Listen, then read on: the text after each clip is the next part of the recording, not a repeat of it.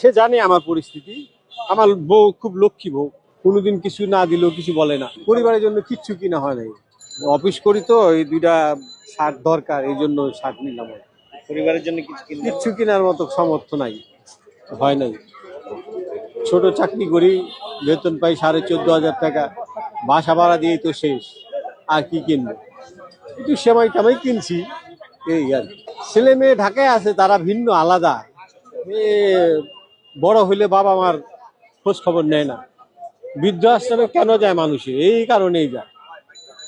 ছেলে মেয়ে দুটো ইনশাল্লাহ অনেক ভালো আছে, খুব ভালো আছে তারা। ঈদের ঈদের মধ্যেও কি ছেলে মেয়ের সঙ্গে থাকা হবে না একসাথে? না, ওরা থাকে বাইরে, বিভিন্ন জায়গায় থাকে, ওরা দূরে দূরে থাকে। একজন সিলেট থাকে, একজন থাকে ময়মনসিংহ। মিয়া বিবি দুইজন, যেইভাবে কাটায় আল্লাহ, যেইভাবে কাটায় নেয়, এছাড়া তো আর কোনো। মালিকের ইচ্ছা, মালিক যেইভাবে যাকে চালায়, যেভাবে, আলহামদুলিল্লাহ।